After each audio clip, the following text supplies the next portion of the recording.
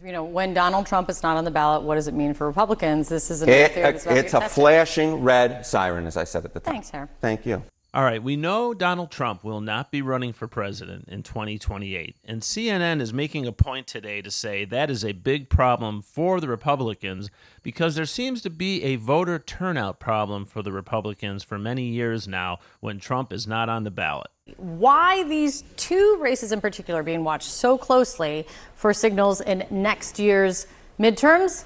Harry Enton is running the numbers on that for you this morning. How are things, set the table, how are things looking in Virginia and New Jersey 2 months out? Yeah, I would say that these two races are the biggest flashing red siren signs for Republicans. Why is that? Let's take a look right now at the prediction market odds in both New Jersey and in Virginia. And in both cases, the Democrats are favored. Mikey Sherrill in New Jersey, 89% chance of winning according to the prediction markets. How about Abigail Spanberger in the great Commonwealth of Virginia? We're talking a 94% chance of winning. I was looking at the polling data as well. The Democrats in both these races hold high single-digit leads. All right, I don't know where these high probabilities are coming from, and I'm not going to hit the panic button because both of these Democrats are holding single-digit leads, as he said. Okay, fine, high single-digit leads, but I don't think it's time to throw in the towel. But it is a concern and worth talking about. Right now, the polling leads in both those states are larger for the Democrats. They're in better position than they were back in 2021. That's why in both cases, the Democrats are heavily favored. And as I said earlier on, to me, this is a flashing red siren warning sign for Republicans. Counterpoint, there has always been a lot of debate around how much you can take from any one race and extrapolate and apply it to any future race. I also want to provide a counterpoint. What happened to a week ago, Harry, when you said that the registrations for Republicans was way ahead of Democrats and that the Democrats were in big trouble? When it comes to party registration, Republicans have made massive gains compared to 8 years ago. They are in their best position in these key 4 swing states. But at this point, as I said at the beginning, the Democratic brand is in about as good a position as the Cracker Barrel rebrand. It is bad, bad, bad for the Democrats. Why should Democrats or voters nationally care about what's happening in New Jersey and Virginia? Right. Okay. So you see the Democrats leading in both of these races, right? Predicted to win in both of them. Why? Why should people nationally care? Why am I saying it's a flashing red siren for Republicans? If the same party has won in the New Jersey and Virginia gubernatorial races dating back since 1989, guess who won the U.S. House the following years?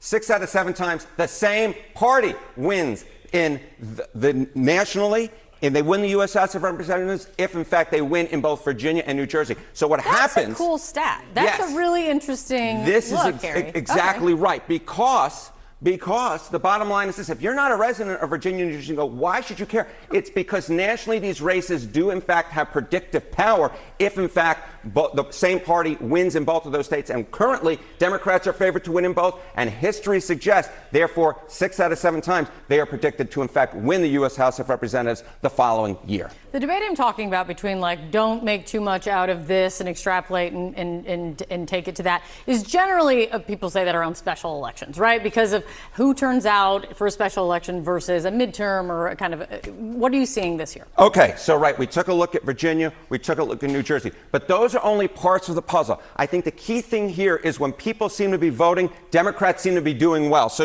we mentioned those special elections. Last week there was that big special election in Iowa, right, where the Democrat won and a district that Trump won by double digits. The average 2025 special election so far, Democrats on average are doing, get this, 15 points better than Kamala Harris did in 2024. Boy, isn't that a rough reminder for the Democrats of what a horrible candidate Harris was.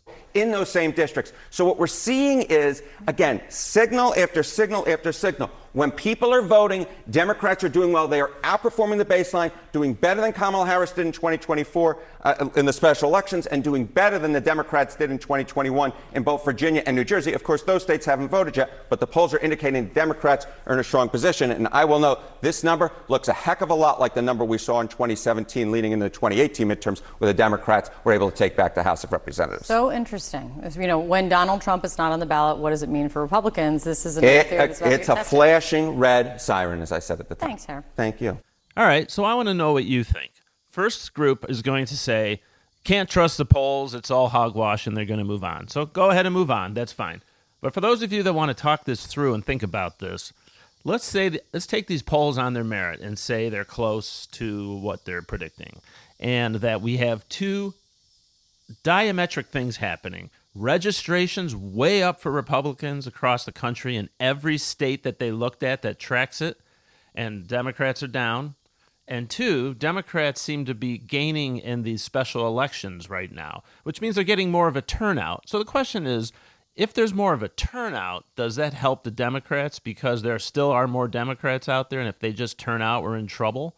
Well, I saw something, and I was looking for the segment, couldn't find it, but I think Smirkanish said earlier in the year that there was a study that said if more people had turned out to vote, Trump's margin would have been even wider. So I don't think that's the case. I think the Democrats have done unbelievable damage to their brand, and they are way down in terms of the numbers in this country. However, the independents are a huge chunk. So I think the message for all of us is get out and vote.